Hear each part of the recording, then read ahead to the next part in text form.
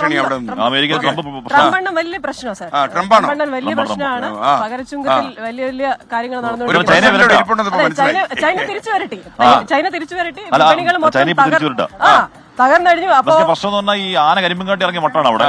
അപ്പൊ ചൈനയ്ക്ക് ഏർപ്പെടുത്തി, ചൈന തിരിച്ചേർപ്പെടുത്തി 50% തീരുവ പിൻവലിച്ചില്ലെങ്കിൽ 50% പിന്നെ ഏർപ്പെടുത്തുന്നു പറയുന്നു. ആകെ മൊത്തം ജഗബോഗ. നമുക്ക് മധു കൊട്ടാരക്കരോട് ചോദിക്കാം. മധു, വെരി ഗുഡ് മോർണിംഗ്. അവിടെ ഗുഡ് ഈവനിംഗ് ആണല്ലോ. അപ്പൊ ഗുഡ് ഈവനിംഗ്. അപ്പോൾ ഈ ട്രംപ് ഇങ്ങനെ കണ്ണുമൂക്കും ഇല്ലാതെ ഓരോ കാര്യങ്ങൾ ചെയ്തുകൊണ്ടിരിക്കുകയാണ്. ചൈന ഇപ്പോൾ 50%, 34% നികുതി അങ്ങോട്ട് ചുമത്തിയിരിക്കുന്നു. ഇനി അത് 50% തിരിച്ചു ചുമത്തുമെന്ന് പറഞ്ഞിട്ട് ചെക്ക് പറഞ്ഞിരിക്കുകയാണ് ഡൊണാൾഡ് ട്രംപ്. എന്താണ് ഇനി സംഭവിക്കുക? ആഗോള വിപണിയിൽ മൊത്തം ഇന്നലെ അടപടലം തകർന്നിരിക്കുകയാണല്ലോ.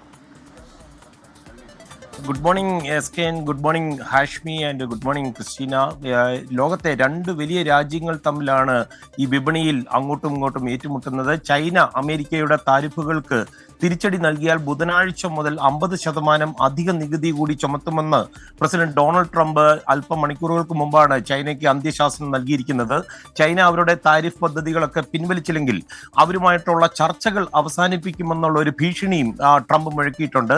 നേരത്തെ ഈ ചൈനീസ് ഉൽപ്പന്നങ്ങൾക്ക് 20% നികുതി ചുമത്തിയതിന് പുറമെ 34% അധിക നികുതി ട്രംപ് പ്രഖ്യാപിച്ചിരുന്നു. ഇതിന്റെ മറുപടിയായിട്ട് ചൈനയും അമേരിക്കൻ ഉൽപ്പന്നങ്ങൾക്ക് 34% നികുതി ചുമത്തി. ഇപ്പോൾ ഈ ട്രംപ് പറയുന്ന പുതിയ നികുതി കൂടി വന്നാൽ ചൈനയ്ക്ക് മേൽ ഏതാണ്ട് 104% താരിഫ് ആകുമെന്ന് ഓർക്കണം.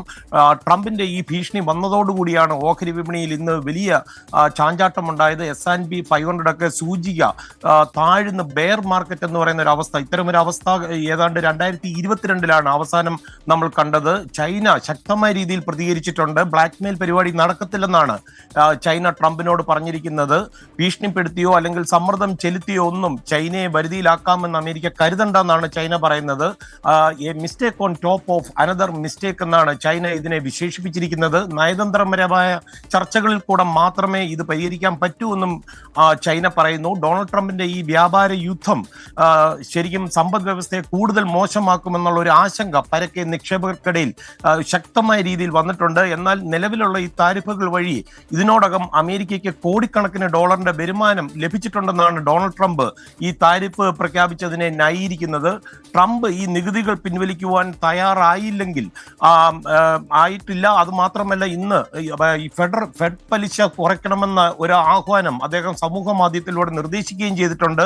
എന്നാൽ ഇപ്പോൾ ഈ ഫെഡ് പലിശ നിരക്ക് കുറയ്ക്കുന്നത് വിലക്കയറ്റത്തിന് കാരണമാകുമെന്നാണ് ഫെഡറൽ റിസർവ് ചെയർമാന്റെ മുന്നറിയിപ്പ് വന്നിരിക്കുന്നത്. ഇറക്കുമതി ചെയ്യുന്ന സാധനങ്ങൾക്ക് കനത്ത നികുതി ചുമത്തുന്നത് വില കൂട്ടുമെന്ന് പലരും പറഞ്ഞിട്ടുണ്ട്. പക്ഷേ ട്രംപ് ഇതൊന്നും കാര്യമാക്കുന്നില്ല.